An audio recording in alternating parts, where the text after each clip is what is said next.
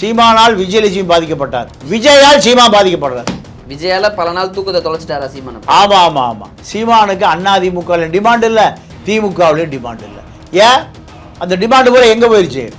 விஜய்க்கு போயிருச்சு. நீங்க இந்த விஜயலட்சுமி வழக்கு தான் சீமானை ஜெயலலிதாவிடம் அடிமையாக்கியது. அதே விஜயலட்சுமி வழக்கு தான் திமுகவிலும் சீமானை அடிமையாக்குது. சீமானுடைய திமுக எதிர்ப்பு இப்ப பேச சொல்லுங்களேன் பார்ப்போம். பெரும் சதிகாரன் கருணாநிதி அடைந்தானே சரணாகதி, சாட்டையும் சைமனும் அடைந்தானே சரணாகதி. போய் பம்மிட்டு உட்கார்ந்துருந்தீங்களா?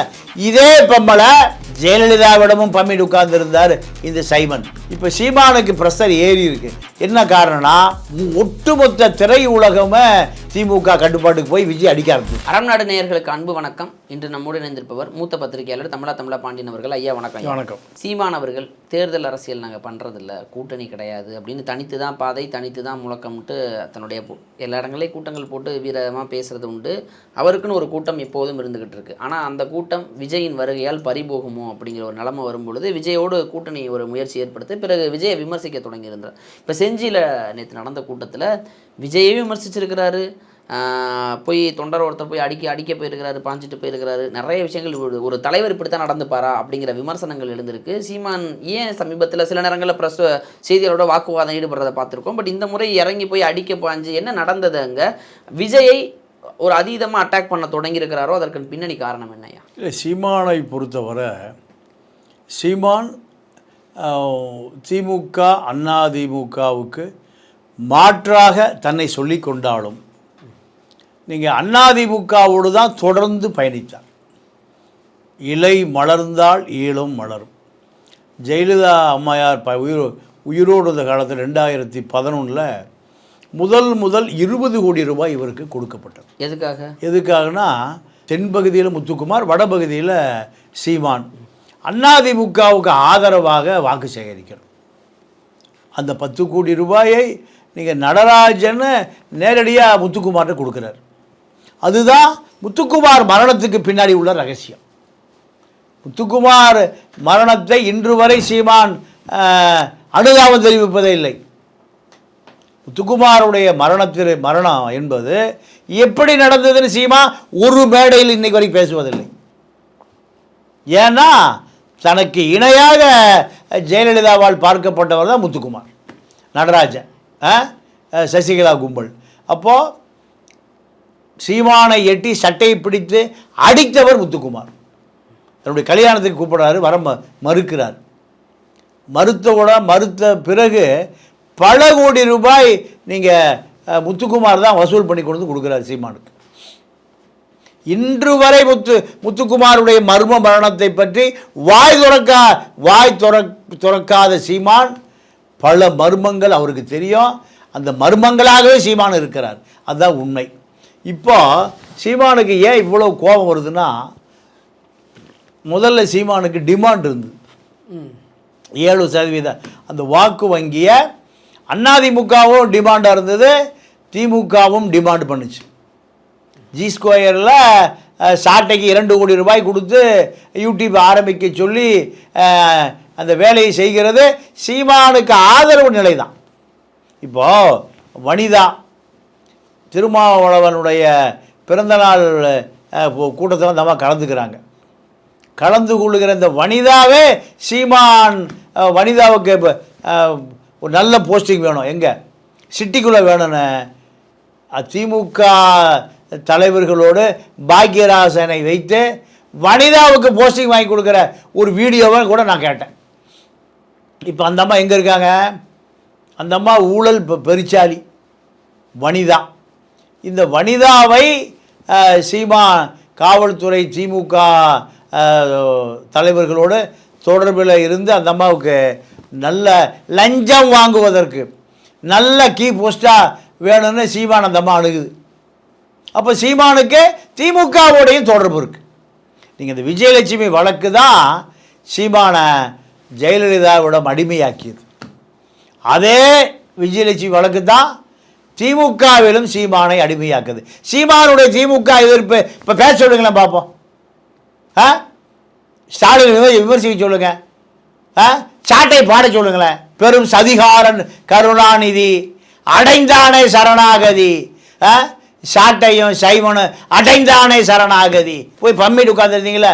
இதே பம்மலை ஜெயலலிதாவிடமும் பம்மிட்டு உட்கார்ந்துருந்தார் இந்த சைமன். 40 லட்சம் முட்டாள்களின் தலைவன் தான் இந்த சீமான். இல்லை, இப்போ அன்னைக்கு ஜெயலலிதா அம்மையாரிடம் பம்மினார், தேர்தல் காலங்களில் வந்து பம்மினார், ஒரு சில தேவைகள் இருந்து. அப்போ இன்னைக்கு திமுகவிடம் தஞ்சம் அடைந்து விட்டாரா? நீங்கள் சுப்ரீம் கோர்ட்டில்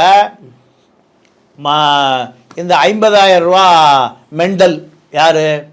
இந்த விஜயலட்சுமி 50,000 கொடுத்தா அது சனியை எங்கே போயிடும்? பாப்பா பெங்களூர் போய் உட்காந்துரும். 5 கோடி கொடுப்பதற்கு திமுக தயார்.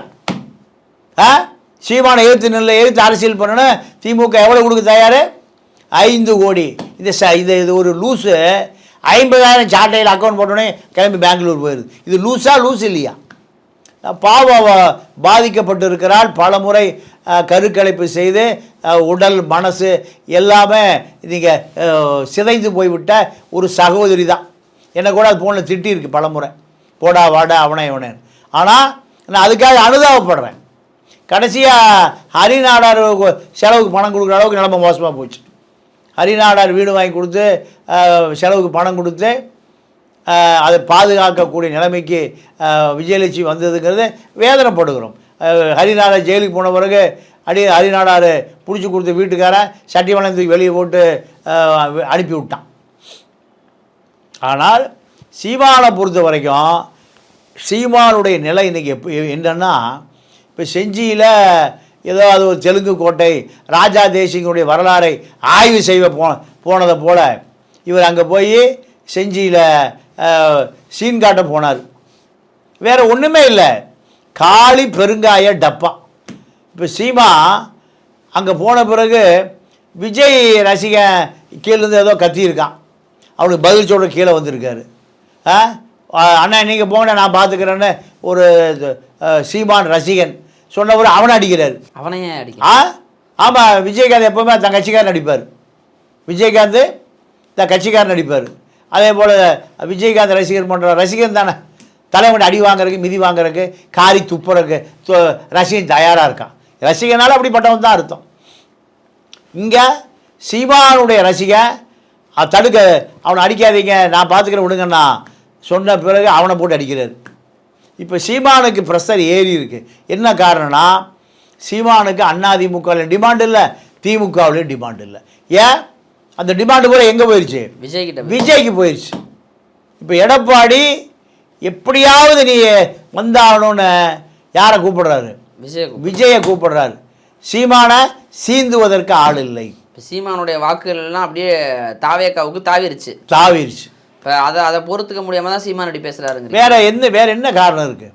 இப்போ தம்பின்னாரு, அதுக்கப்புறம் திட்டினாரு, அதுக்கப்புறம் மறுபடியும் அணைச்சிக்கிட்டாரு, என்ன இருந்தாலும் என் தம்பின்னாரு. இப்போ மறுபடியும் அணில் குஞ்சுங்கள்லாம் மேலே போய் விளையாடுங்க, தாவி போய் விளையாடுங்க, சிங்கம் புலி வேட்டையாடுற காட்டுக்குள்ளே உங்களுக்கு என்ன வேலை அப்படி இப்படின்னுங்கிறாரு. தலைவலிங்கிறாரு, டிவிக்கேங்கிறாரு. அதான் ஒரு எல்லை தாண்டி போய் இப்போவே ஒரு அடிக்க ஆரம்பிச்சிட்டாரே. அதுக்கு இல்லை, அது என்ன காரணம்னா, இவரை பொறுத்த வரைக்கும் இந்த தேர்தல் வருகிற போது ஏடிஎம்கே கோடிகளை கொடுப்பாரு நம்ம வேலுமணி. இப்போ விஜய் வந்த பிறகு இவருக்கு கோடிகளுக்கு தெரு கோடிகளும் தான், பணம் கொடுக்கறதுக்கு ஆள் இல்லை. இப்போ அந்த கோபம்தான் விஜய் மேலே.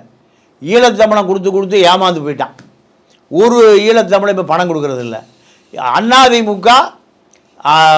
அதிமுக வேலுமணியை போன்ற கொஞ்சம் பசை உள்ள பார்ட்டிகள் நிற்கிற தொகுதியில் நல்ல வேட்பாளரை போடக்கூடாதுன்னு சீமானிடம் அதிமுக எழுதப்படாத ஒரு ஒப்பந்தம் வச்சுருக்கு.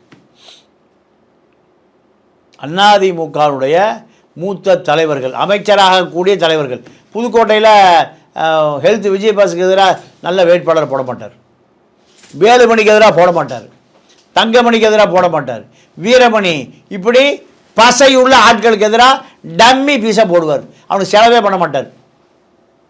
எதுக்கு? நீங்கள் மன்சூர்லிக்கு என்ன பண்ணுவார்? வேலுமணி எலெக்ஷன் நிற்கும்போது அங்கே போயிடுவார், போய் பிரச்சாரம் பண்ணுவார். வேலுமணிக்கு அப்படி கொஞ்சம் பொட்டியை கொடுத்தோனையும் அப்புறம் அந்த பக்கமே போக மாட்டார். அப்புறம் எங்கே போவார்? நம்ம ஏசி சண்முகம் நின்றார் வேலூரில் போய் முஸ்லீம் ஹோட்டல்லாம் தனக்கு ஆதரவாக திருப்புவார். இவர் ஏசி சண்முகம் கூப்பிட்டு ஒரு பொட்டியை கொடுத்தோன்னையும் தேர்தலுக்கே போக மாட்டார், என்னை தாக்கிட்டு வந்து வீட்டில் படுத்துருவார். இதுதான் யாருடைய வேலை? மன்சூர் அலி கானுடைய வேலை. இவர் பெரிய மன்சூர் அலி கான். அவர் முகமதியர்களை வைத்து வியாபாரம் பண்ணுறாரு.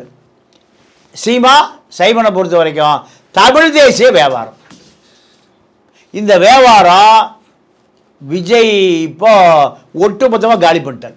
ஏன்னா இப்போ படித்த இளைஞர்கள் பூரா நான் நிறைய பேர் பார்க்குறேன், விஜய் அண்ணாக்கு ஓட்டு போடணுங்கிறான். அவனுக்கு அரசியல் என்னன்னே தெரியல. போய் விஜய் படம் ஜனநாயகன் டிக்கெட் வாங்கி படம் பார்க்குறது போல் ஓட்டு போடுறது அப்படி நினைக்க ஆரம்பிச்சிட்டான். தயாராகிட்டாங்க ஓட்டு போடணுன்னு. அதான் பார்க்குறீங்களா, மாநாடு திடலே இப்போ திருவிழா மாதிரி இல்லை இருக்குது. இப்போவே ஊராக போய் எல்லாம் பார்த்தாங்க, அதில் உட்காந்து வேடிக்கை பார்த்துட்டு வர்றாங்களே. அந்த இப்போ இந்த கோவம் தான் சீமானுக்கு தாங்கிக்க முடியல.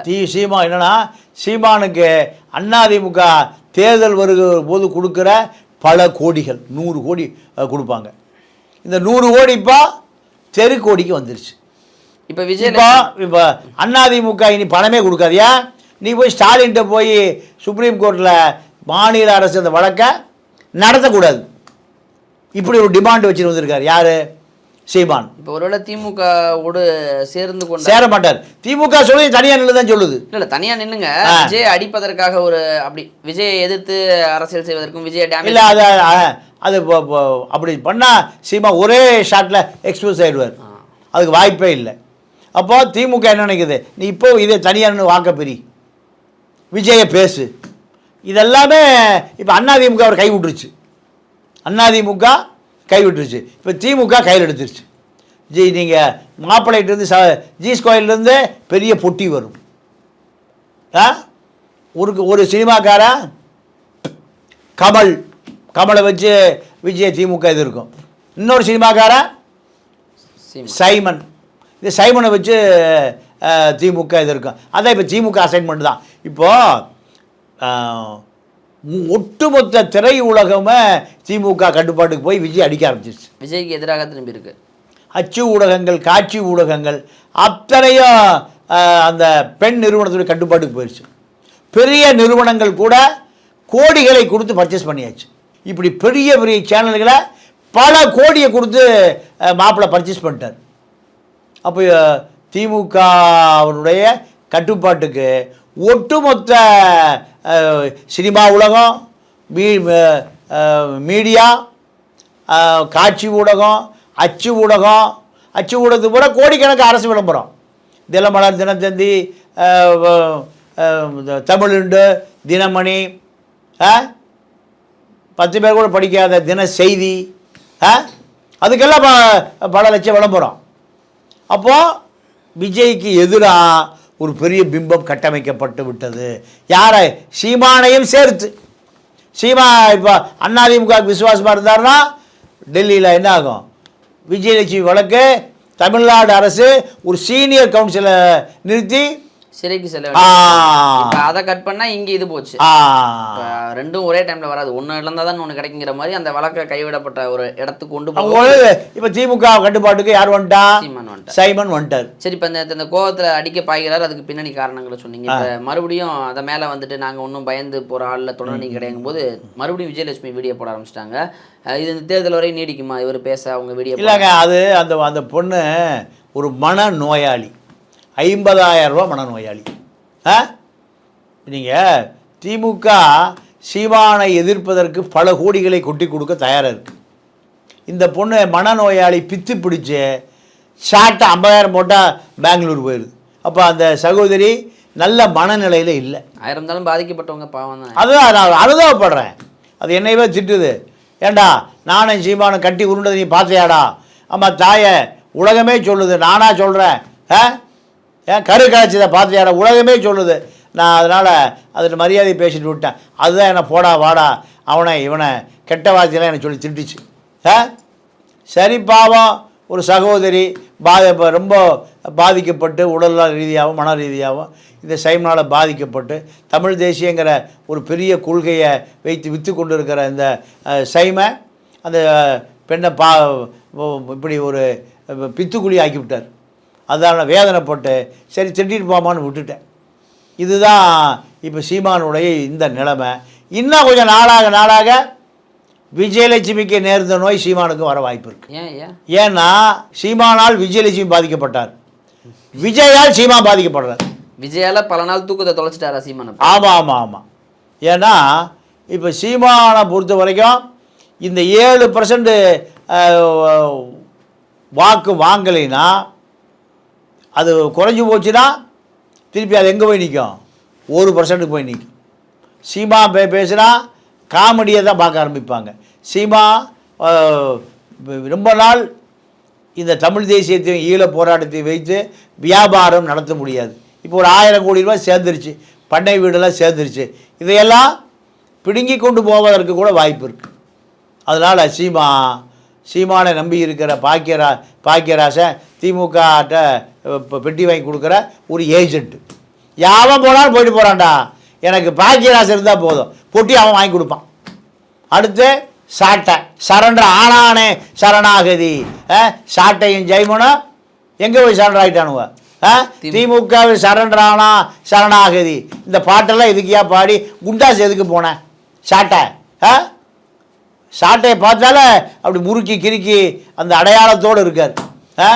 ஆனால் அங்கே போய் சீமானோட அதிகமாக பம்புறார். விஜய் வந்ததனுடைய விளைவு நீங்கள் அப்பழுக்க அற்ற அப்பாவி மக்களிடம் அரசியல் போகாமல், இளைஞர்களிடம் அரசியல் போகாமல் அத்தனை எங்கே போக போகுது? இன்னொரு சினிமாக்காரனுக்கு போக போகுது. அது இன்னொரு சினிமாக்காரை பொறுத்து கொள்ள முடியவில்லை. இதுதான் இந்த சைமனுக்கும் ஜோசப்புக்கும் உள்ள சண்டை. விஜய் ஜோசப்பு, இவர் சீமான் சைமன், 2 சைமன் ஜோசப்புக்கான சண்டை எல்லாமே சினிமாவிலிருந்து வருகிற சண்டை. இவங்க மீண்டும் மக்கள் தூக்கி எறியப்பட்டால் மீண்டும் எங்கே போகணும்? கோடம்பாக்கத்துக்கு தான் போகணும் 2 பேருக்கு. எனிவேஸையா, இப்போ சீமான் கோவப்படுவதோடைய காரணம் தன்னிலை மறந்து ஒரு தலைவர் இப்படி செயல்படலாமா அப்படிங்கிற ஒரு விமர்சனத்துக்கு உள்ளாராருன்னா அதுக்கு பின்னணியில் காரணம் அவரால் தாங்கிக்க முடியல அப்படிங்கிற பல்வேறு விஷயங்கள் சொன்னீங்க. திமுகவோடு ஒரு ரகசியமாக ஒரு பேச்சுவார்த்தை விஜயை எதிர்ப்பதற்கான சூழல் அப்படின்னு நெருங்கி வர்றதுனால அதை பயன்படுத்திக்கிறார் அப்படின்னு சொல்லியிருக்கீங்க. நேரம் கொடுத்ததுக்கு நன்றி. அடுத்த வீடியோ சந்திப்போம். நன்றி, வணக்கம்.